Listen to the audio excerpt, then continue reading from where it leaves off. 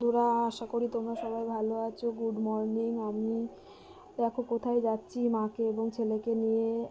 তুমি দেখতে থাকো। আমরা যাচ্ছি ডাক্তার দেখাতে কলকাতাতে।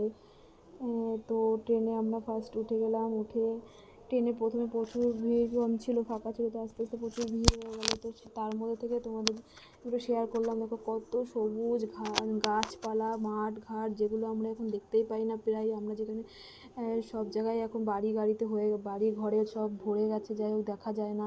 ওই ট্রেনে বাসে উঠলে একটু দেখা যায়, তো তার জন্য এইটা শেয়ার করলাম তোমাদের সাথে। দেখো কত সুন্দর লাগছে দেখতে, আর মর্নিং ভিউ এটা খুবই ভালো লাগছে। তো এখান থেকে আমরা ট্রেনে করে যেতে হবে আমাদেরকে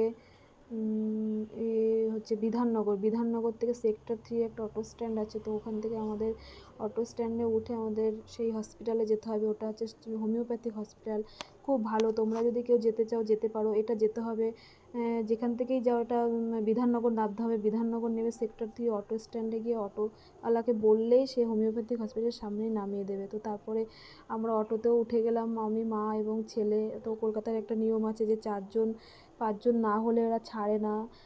তো যাই হোক 1-2 জনের জন্য ওয়েট করছিলো অটো চালানো, লাইনে ব্যাপার আছে। তারপরে এক এক করে লাইনে অটো ছেড়ে দেওয়ার পরে আমাদের অটোটাও ছেড়ে দিল। তো আমাদের অটোতে করে আমরা পৌঁছেও গেলাম সেই সেক্টর 3-তে। পৌঁছে গিয়ে সেখানে আমরা হসপিটালে ঢুকে গেলাম। হসপিটালে গিয়ে কুপন নিয়ে নিলাম। আর এখানকার দেখো প্রচুর লোক এখানে প্রচুর লোক আসে। আর আমরা যখন গেছিলাম না হলো 3000 লোক এসছে, তো তার মধ্যে আমাদের সিরিয়াল নাম্বার ছিল 1200-র উপরে, 1300-র মধ্যে ছিল।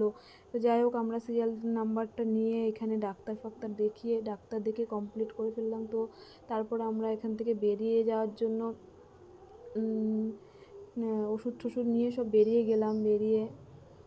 যেহেতু আমরা আবার আমাদের ফিরতে হবে, তো তার জন্য খুবই ব্যস্ত হয়ে গেছিলাম। তো সকাল 7:30টায় পৌঁছে ওখান থেকে বেরোতে আমাদের বিকেল 5:30 বেজে গেছিলো। 5:30টার প্রায় ডাক্তার দেখানো কমপ্লিট হয়েছিল 5:30টায়। দেখো প্রচুর লোক, মানে বিভিন্ন জায়গা থেকে আসে, এবং সবাই খুব উপকৃত হয় বলে আসে। আমি এই দিয়ে 2 টাইম এলাম, কারণ ফার্স্ট টাইম এসেছিলাম আর সেকেন্ড টাইম তোমাদের সাথে শেয়ার করছি।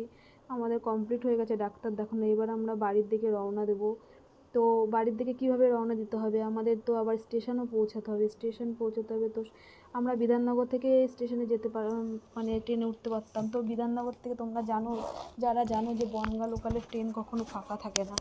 তো বনগাঁ লোকালের ট্রেনে ওঠা খুবই টাফ। তার জন্য আমরা ভাবলাম শিয়ালদা থেকে একটু বসে আসবো। তো বসে আসার জন্য শিয়ালদায় আমরা বাস ধরে শিয়ালদায় পৌঁছবো বলে বাসের অপেক্ষায় থাকলাম।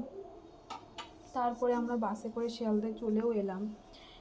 বাসেও প্রচুর ভিড়, এত ভিড় যে মানে তোমাদেরকে এটা শেয়ার করতে পারলাম না।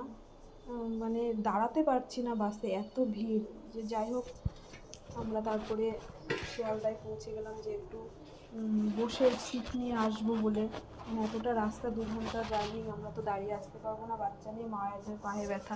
তো যাই হোক শিয়ালদায় পৌঁছে গেলাম। আর তোমরা জানো শিয়ালদা একটা সবথেকে ব্যস্ততম স্টেশন, যেখানে কিনা সবাই দৌড়ে চলে। আমার মাও দৌড়চ্ছে, যে ট্রেন ধরতে হবে টাইম মতো, ট্রেনটা না পেলে আমাদের রাত হয়ে যাবে।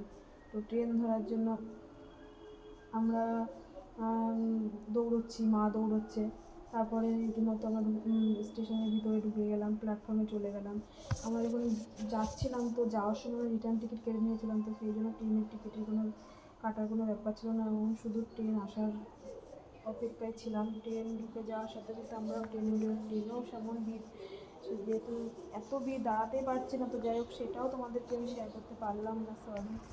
তো ট্রেনে করে আবার সেই ধাক্কি করতে বসতে না পেরে, যে কারণে আমরা শিয়ালদায় এলাম যাতে একটু বসে আসতে পারি, তো সেটাই আর হলো না। যাই হোক না হলেও আমরা মাঝ রাস্তা থেকে বসার সিট পেয়েছিলাম, বসেছিলাম। তো এত গরম, এত ভিড়ের মধ্যে থেকেও যেতে হবে বাড়িতে, তাই ফিরে আসার পরে এই বনগাঁ স্টেশনে নেমে গেলাম। আর তোমরা জানো যে যেখানেই থাকুক না কেন, নিজের জায়গায় একটা আলাদা অনুভূতি, যেখানেই যাই না কেন নিজের জায়গায় একটু আসলে একটা আলাদাই আনন্দ লাগে, একটা আলাদাই ফিল হয়। তো যাই হোক আনন্দ করে সবাই যাচ্ছে, আমিও যাচ্ছি। তারপর উঠে গেলাম টোটোতে, আমার বাড়ি যেখানে টোটোতে করে আসতে হয়, তো টোটোতে উঠে গেলাম। আর সব জায়গায় ইলেকশন চলছে বলে আমাদের এখানেও ইলেকশন আছে, তার জন্য ওখানে মিটিং মিছিল হচ্ছে। তো যে টোটোওয়ালা আস্তে আস্তে ভিতর দিক থেকে চালিয়ে আমাদেরকে পৌঁছে দিল। তো রাস্তার মধ্যে একটা আমাদের মন্দির আছে, যেই মন্দিরটা দেখো, মন্দির বলতে মূর্তি, আমার কোনো দিন আসা হয়নি, রাস্তা থেকেই দেখা, তাই তোমার